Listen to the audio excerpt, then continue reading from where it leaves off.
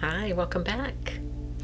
If you've been following along this week, you may have learned something about your attachment patterns.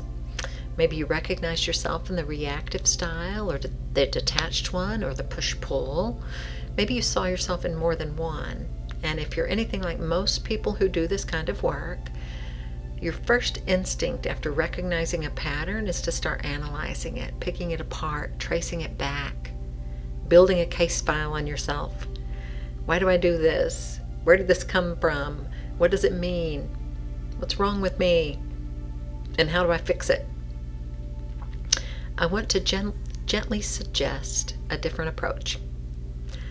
Analysis keeps you in your head, and your patterns don't live in your head. They live in your nervous system, in your body, in the automatic responses that happen faster than your thoughts can.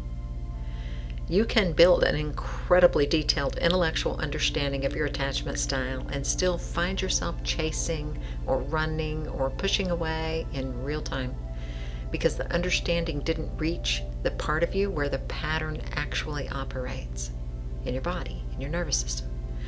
What reaches that part isn't more analysis, it's observation. So here's what I mean by that.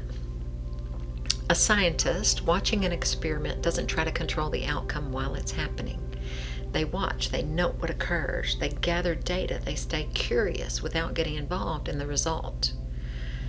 And that's the posture I want you to try on with yourself. Not, why am I doing this and what does it mean and how do I stop? But simply, oh, interesting. Look at that. There it is. You feel the pull to reach out the fourth time today to someone who hasn't responded. And instead of diving into what that means or fighting the urge or giving into it, just notice it. Oh, there's the reactive pattern. My system wants reassurance right now. Or maybe you feel yourself going quiet in a conversation that's getting emotionally close. But instead of pushing through or beating yourself up about it, just notice. Oh, there's that detached response. My system is trying to create some distance. That's it, just noticing.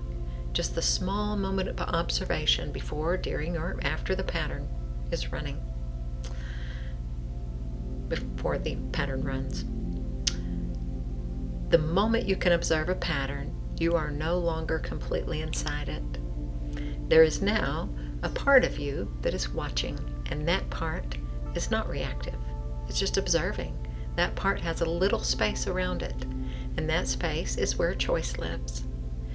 Not some big dramatic choice, not trying to flip the pattern into something different, just the small, quiet space for choice of whether to follow the automatic response or pause for a breath, for a moment, see what other choices might be available. That's the beginning of change. Change sometimes comes about with choice, not analysis, not grabbing for breakthroughs. The small, steady practice of watching yourself without judgment, without criticism, without urgency. Judgment is the thing that makes this hard. Most of us can't observe ourselves neutrally because the moment we see a pattern we don't like, our inner critic shows up. There I go again. I'm so needy. I always do this. What's wrong with me?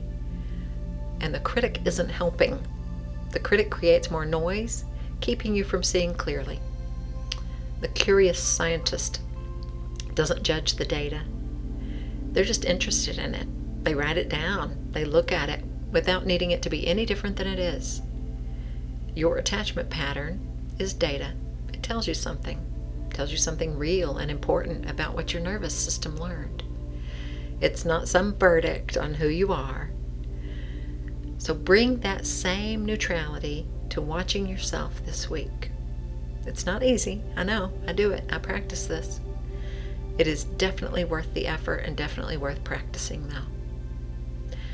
So here's an exercise for you. Pick 2 or 3 relationships in your life, different kinds if you can, a partner, a close friend, a family member, maybe a colleague, and just start watching. After interactions, ask yourself, which pattern showed up there? Did I go reactive with this person and detached with that one?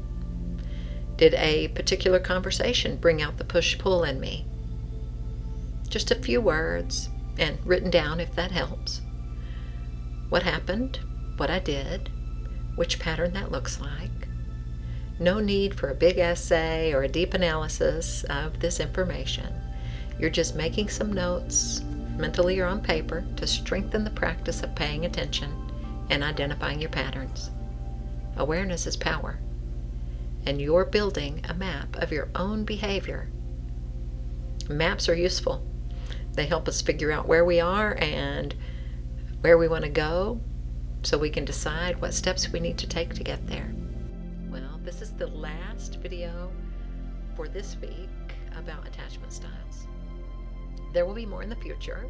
I think next week I'm going to be going more in depth about attachment in relationships specifically. This coming Sunday we're going to do what is your attachment style in the Enjoy Being Human community, and I think we'll do an attachment quiz in real time in that live learning lesson. If you're not part of the community yet, come join us. It's a great place for all kinds of resources and learning and consistent support. All right, that is it. I will see you in the next videos. Until then, I love you. Take care of yourself, and I'm sending you peace